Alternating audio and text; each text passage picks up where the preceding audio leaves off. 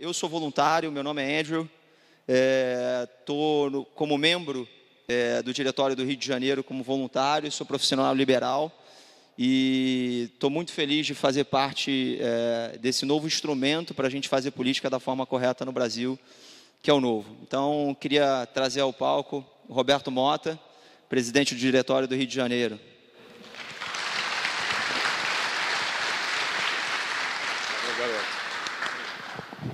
Boa noite.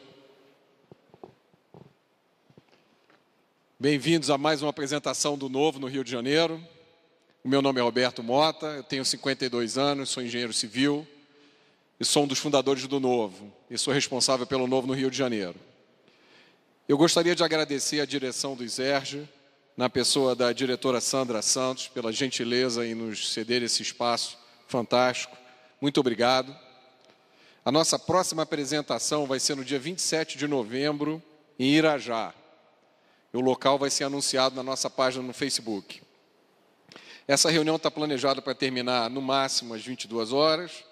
Eu vou falar um pouco sobre o Novo, depois nós vamos responder perguntas. Vocês devem ter recebido já o papel para fazer as perguntas. Todas essas perguntas vão ser respondidas. As que a gente não conseguir responder hoje, nós vamos responder por e-mail. E vamos publicar todas as respostas, perguntas e respostas sem identificação do autor na nossa página no Facebook. Nós tínhamos 400 pessoas inscritas hoje, que vêm de 20 municípios diferentes. E eu queria saber quem está aqui que está pela primeira vez numa apresentação do Novo. Podia levantar o braço? Caramba, bacana. Sejam bem-vindos. E eu queria dizer para vocês quem são vocês. Esse é o perfil dos inscritos hoje aqui no nosso evento. Os estudantes estão muito bem representados, os economistas estão muito mal representados. Não sei se isso é bom ou ruim. Durante o processo de inscrição, nós perguntamos a vocês qual era o maior problema do Brasil. E essas foram as respostas. Eu acho que existe um grande alinhamento entre o que a gente pensa e o que vocês pensam.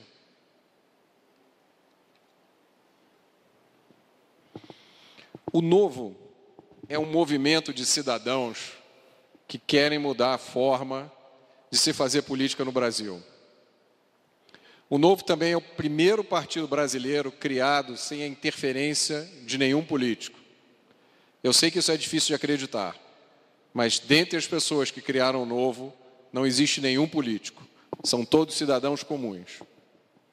O Novo foi fundado em fevereiro de 2011 por 181 pessoas de 36 profissões diferentes. Essa é mais ou menos a distribuição. A gente tem muito administrador, engenheiro, estudante, mas a gente também tem outras profissões que não estão aqui. A gente tem enfermeiro, a gente tem piloto de avião, a gente tem todo tipo de pessoa. Nós já montamos diretórios em 9 estados da federação, um total de 19 diretórios municipais e um diretório estadual em cada um desses locais.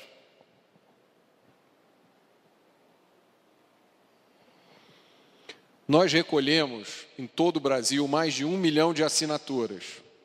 E o nosso processo de registro já está na fase final no TSE. Nós estamos reivindicando o número 30 para ser o número do Novo. E qual é a mensagem do Novo? A mensagem do Novo é muito simples. Ela não é nenhuma ideia revolucionária e não envolve nenhuma ideologia exótica criada por homens barbudos do século passado.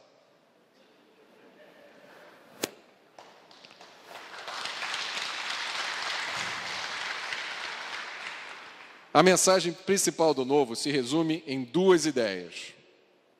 A primeira é que política não é negócio. Política não é meio de enriquecimento. Política é uma forma de servir a comunidade. A segunda ideia é que políticos e administradores públicos precisam ser competentes. Essas são as duas coisas mais importantes dessa apresentação. Se vocês tiverem que lembrar de alguma coisa, quando pensarem no novo, lembrem só disso. E para explicar o porquê dessas ideias, eu queria contar para vocês a história de duas mulheres, duas Marias. A primeira Maria é a Dona Maria José. Ela nasceu em 1896, em Mariana, no interior de Minas Gerais. Ela nasceu durante a administração do presidente Prudente de Moraes, o terceiro presidente da República do Brasil. Ela levava uma vida humilde, tinha um pedaço de terra que ela cultivava com o marido. Em 1926, a Dona Maria teve o seu quinto filho. A família fabricava tijolos numa olaria caseira, depois botava os tijolos no lombo de burro e saía vendendo pelo interior de Minas Gerais para ganhar a vida. A Dona Maria foi uma mãe dedicadíssima. Depois da Segunda Guerra Mundial, foi lançado aqui no Brasil o primeiro antibiótico. Eu acho que aqui não tem ninguém daquela época. Mas foi a penicilina, e era anunciada como um remédio milagroso, que curava tudo. A Dona Maria não sabia direito o que era aquilo, mas ela juntou o dinheiro que ela tinha em casa e levou os 5 filhos para tomar injeção de penicilina. Porque se era bom, então é importante para os meus filhos. O filho mais velho de Dona Maria, cujo nome era Lindonor, conseguiu estudar. Ele fez a escola de engenharia em Ouro Preto e depois foi trabalhar no Conselho Nacional de Petróleo, que foi a entidade que antecedeu a Petrobras. Lá ele teve inúmeras histórias e uma delas foi uma briga com um geólogo americano chamado Walter Link, que naquele tempo dizia que no Brasil só existia petróleo no mar, não tinha petróleo em terra. E o Lindonor provou que ele estava errado e foi responsável pela perfuração dos primeiros poços de petróleo em terra no Brasil.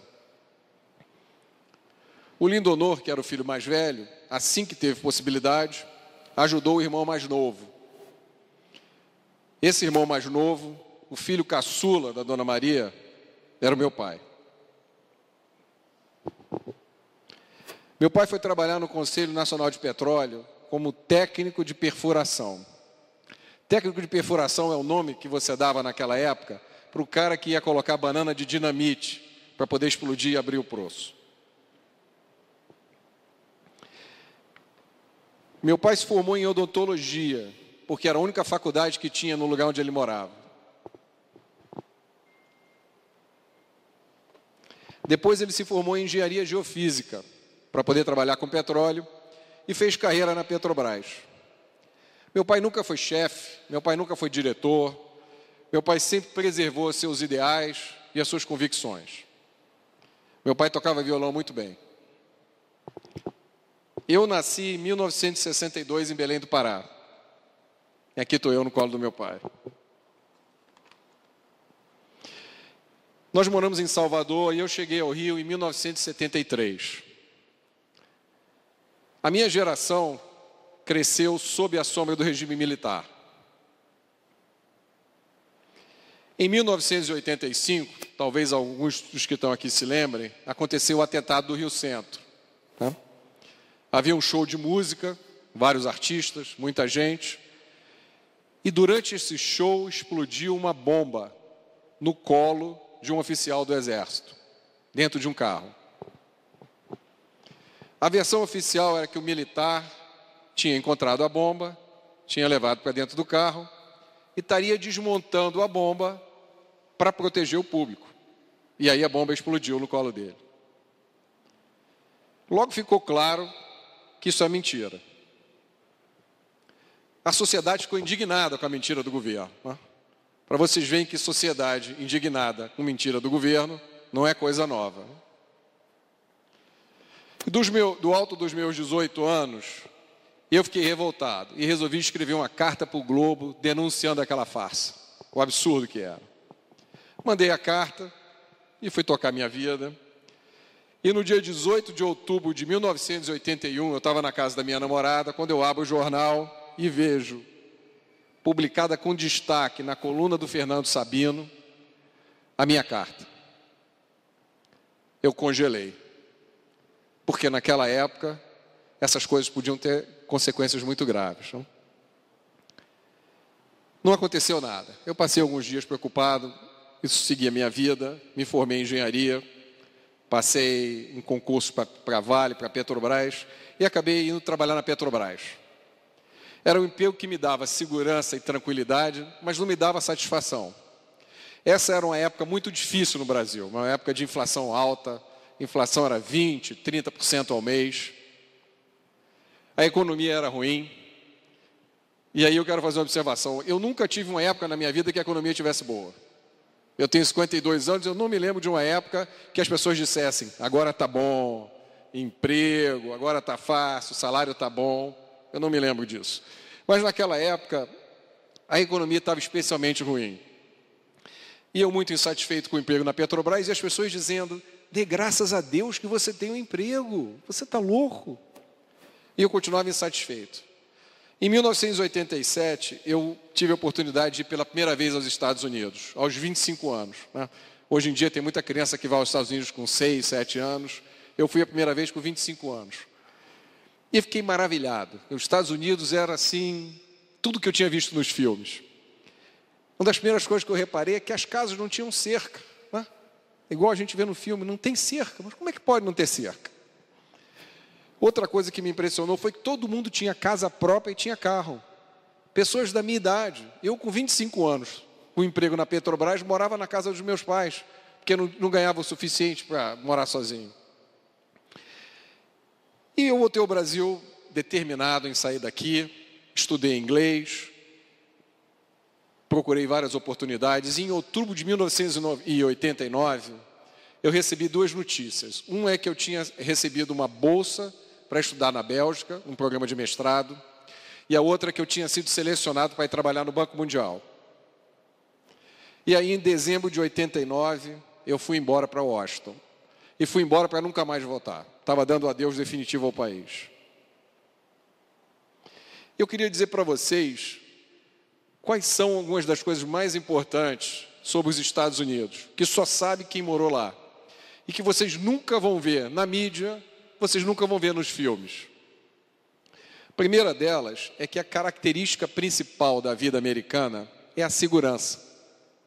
Nós, brasileiros, estamos sempre com medo. A gente tem medo do bandido, a gente tem medo do desemprego, a gente tem medo do futuro. O americano vive tranquilo. O americano tem confiança no futuro. A outra coisa que me impressionou muito é que o americano detesta governo. O voto nos Estados Unidos não é obrigatório. O dia de eleição nos Estados Unidos não é feriado. O brasileiro, quando descobre isso, se espanta, né?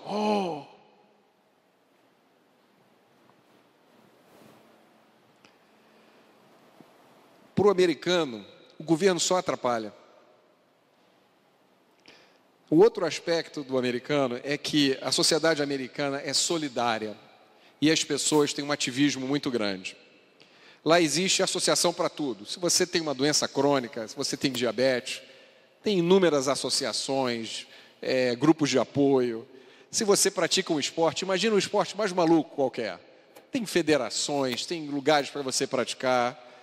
Nos Estados Unidos, as mães controlam o trânsito na frente das escolas dos filhos. Vocês já imaginaram isso no Brasil? Uma mãe com um colete refletor, uma lanterninha, controlando o trânsito. Os próprios alunos, às vezes, fazem isso. Eles são voluntários para esse tipo de trabalho. Nos Estados Unidos, tem uns programas chamados de Crime Watch, em que uma vizinhança inteira se mobiliza para patrulhar a rua de madrugada, para evitar violência, crime. E a última coisa que eu percebi nos Estados Unidos é que não existe pobreza nos Estados Unidos. Isso não é, essa minha afirmação não é baseada em nenhum estudo acadêmico, nem nenhum estatístico oficial. É baseado na minha experiência pessoal. O que o pessoal dos Estados Unidos chama de pobre, aqui no Brasil a gente chama de nova classe média. E viver nos Estados Unidos mudou muito a minha vida sobre país, sobre a sociedade. E aí, em 94, eu voltei para o Brasil. Tinha resolvido nunca mais voltar, mas eu não aguentei, tive que voltar. E o que foi que eu encontrei quando eu voltei? Encontrei pessoas jogando lixo na rua, dirigindo embriagado. Encontrei um brasileiro que deposita toda a sua fé no governo. O governo vai resolver tudo para mim. E, ao mesmo tempo, é um país onde cada um parece que cuida da sua vida e os outros que se danem. Eu encontrei um país onde 57 mil pessoas são assassinadas todos os anos. Nos Estados Unidos, para vocês terem um termo de comparação, são 15 mil assassinatos por ano. Eu encontrei um país onde as mães ensinam aos filhos, desde pequenininhos: meu filho, se você for assaltado, não reaja. E não é só as mães que ensinam isso. A nossa polícia também. Esse é o país onde o criminoso assalta você com uma arma na cabeça e ele é condenado, quando é condenado, em média, a 5 anos e meio de prisão. Mas, com 1/6 da pena, 11 meses, ele já recebe o benefício de progressão de regime. Ele já vai para a rua.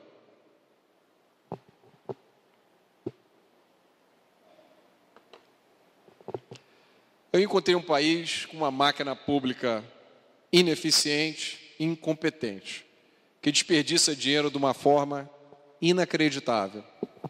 E esse adjetivo não é meu.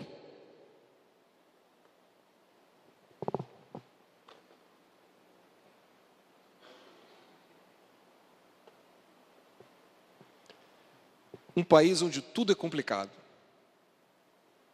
Tudo precisa de cópia autenticada, firma reconhecida, tem que pagar um DARF, tem que pagar um DUDA, tem que tirar um alvará, tem que conversar com o fiscal. É um país onde todo mundo cria dificuldade para vender facilidade. E aí tem uma experiência que todo brasileiro deveria ter. Emitir uma nota fiscal. É uma experiência transformadora. O dia que você emite uma nota fiscal, você começa um processo de entendimento de por que as coisas no Brasil são tão difíceis. Mas isso tudo a gente já sabe, né? A pergunta que a gente está aqui para responder é: como é que nós vamos mudar tudo isso? E a resposta que o Novo propõe para vocês é através de uma mudança na forma de fazer política, fazendo do cidadão comum o protagonista.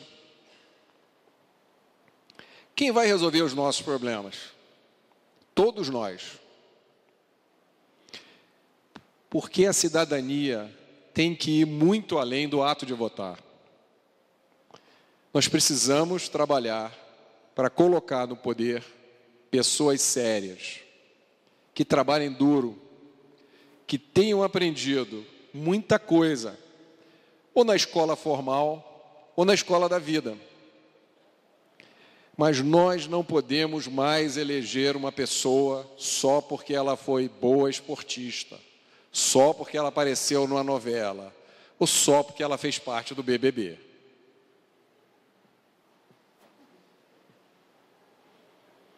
E aqui entra a função principal do Novo, é de ser um instrumento de participação política do cidadão comum. Nós vamos selecionar, preparar e eleger pessoas cujo único compromisso é com o bem-estar da sociedade. Nós vamos mudar e deixar de falar neles, passar a falar em nós. Nós somos contra o político profissional. Política é coisa para amadores. Na definição da palavra amador, aquele que ama a sua família, que ama a sua cidade, que ama o seu país. O Novo foi criado para que esses cidadãos amadores, sérios, trabalhadores, tenham uma chance na política, sem ter que participar de um jogo. Nós não acreditamos em ideologia. Eu sei que hoje no mundo e no Brasil, essa é uma mensagem de difícil digestão, mas nós não acreditamos em esquerda e direita. Esses rótulos são uma cortina de fumaça que encobrem os problemas verdadeiros.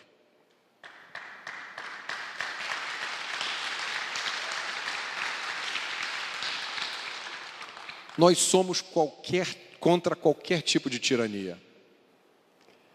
Nem ditadura militar e nem ditadura do proletariado.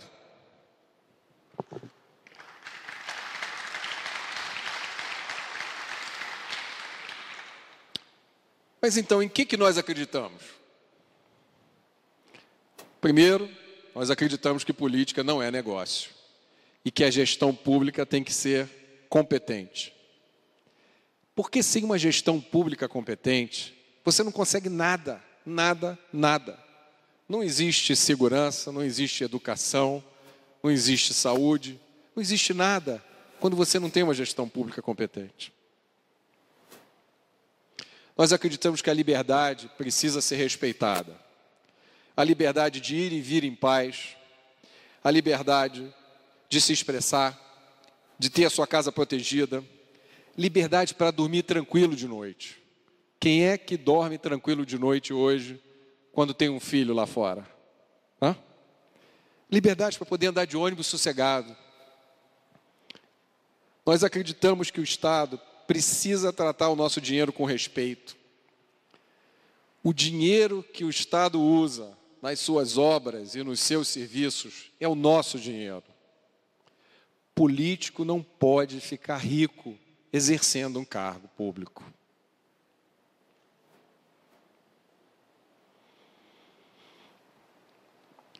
Todos são iguais perante a lei.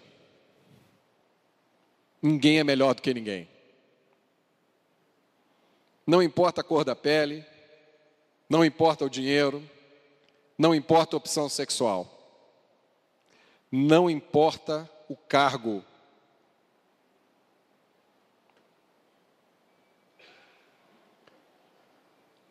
Nós acreditamos na iniciativa privada.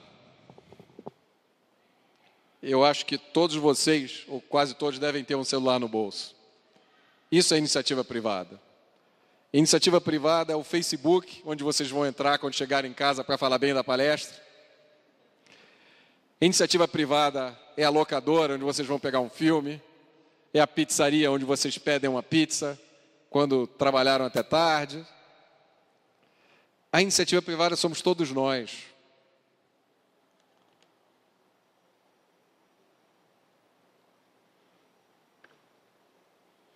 Um outro valor muito importante para a gente é o planejamento a longo prazo.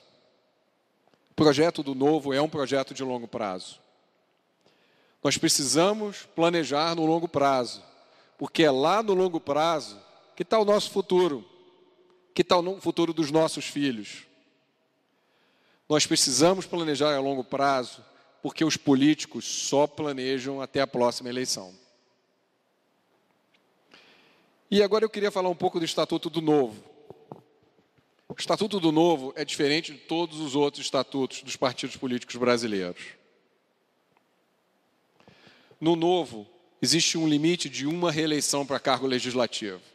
Então, eu me candidato a vereador, exerço o mandato, posso me candidatar mais uma vez, exercer o segundo mandato, e aí o Novo gostaria que eu fosse fazer outra coisa, que eu volte para o partido, que eu vá dar aula, ou que eu até concorra a um outro cargo.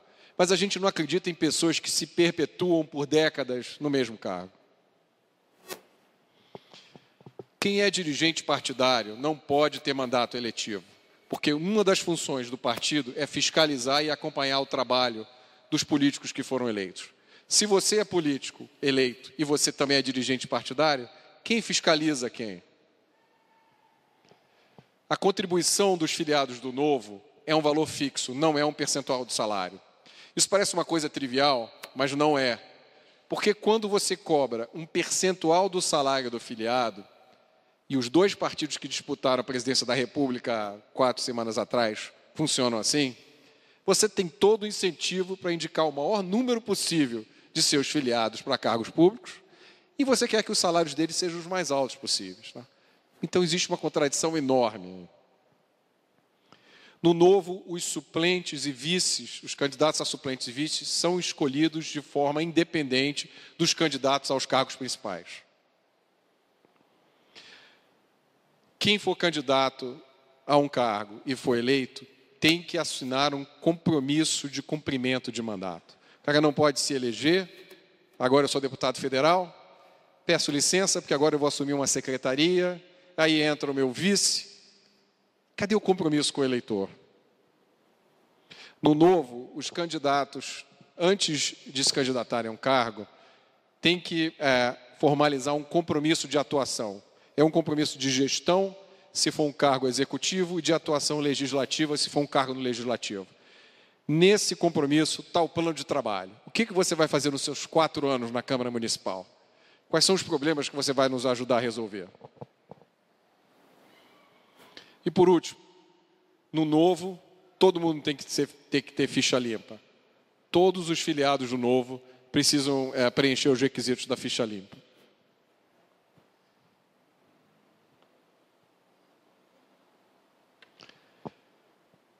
Vocês lembram que eu disse que ia contar a história das 2 Marias? A primeira foi Dona Maria José, minha avó, que morreu muito antes de eu nascer. A única coisa que a família tem dela é essa foto. A segunda Maria é a minha filha, a Maria Fernanda.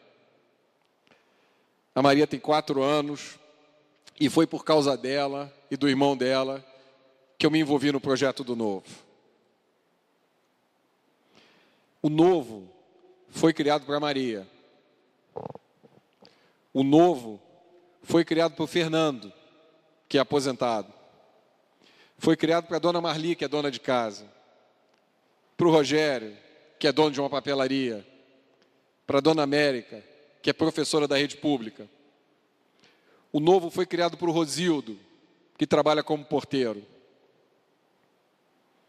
O Novo foi criado para pessoas como a Dona Maria José, a minha avó, que era lavradora e mãe.